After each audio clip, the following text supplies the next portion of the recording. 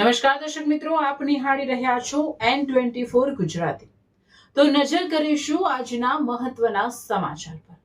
વડોદરા જિલ્લાના પાદરા તાલુકાના ચોકારી ગામમાંથી ગંભીર મામલો સામે આવ્યો છે, જ્યાં મોટા પાયે વૃક્ષો કપાઈ રહ્યા હોવાના આક્ષેપોથી ગ્રામજનોમાં રોષ ફાટી નીકળ્યો છે।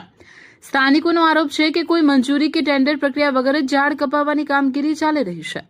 પાદરા તાલુકાના ચોકારી ગામે બાગાયત નર્સરી વિસ્તારમાં અનેક વૃક્ષો કપાઈ રહ્યા હોવાની ચર્ચાએ જોર પકડ્યું છે। ગ્રામજનોના જણાવ્યા અનુસાર બાગાયત વિભાગના કેટલાક અધિકારીઓ અને ગામના સરપંચ પતિની મિલીભગતથી આ કામગીરી થઈ રહી હોવાના આક્ષેપો થઈ રહ્યા છે।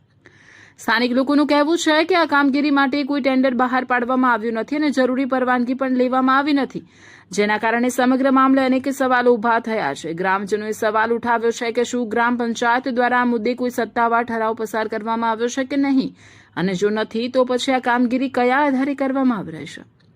આ સાથે ગ્રામ પંચાયતના તલાટી અને મામલતદારને આ સમગ્ર મામલાની જાણ છે કે નહીં તે મુદ્દે પણ ચર્ચાઓ ગરમાઈ છે। પર્યાવરણ પ્રેમીઓનું માનવું છે કે વૃક્ષો પર્યાવરણનું સંતુલન જાળવવામાં મહત્વની ભૂમિકા ભજવે છે, ત્યારે નિયમોના ભંગ સાથે વૃક્ષો કપાવવાની ઘટના ગંભીર બાબત ગણાઈ રહી છે। હાલ ગ્રામજનોમાં ભારે રોષ જોવા મળી રહ્યો છે અને સમગ્ર મામલે નિષ્પક્ષ તપાસ કરીને જવાબદારો સામે કડક કાર્યવાહી કરવાની માંગ ઉઠી રહી છે। હવે જોવાનું રહેશે કે સંબંધિત તંત્ર આ મામલે શું કાર્યવાહી કરે છે અને શું સત્ય બહાર આવે છે। રિપોર્ટર સરફરાઝ દિવાન, વડુ, N24 ગુજરાતી ન્યૂઝ, ભરૂચ।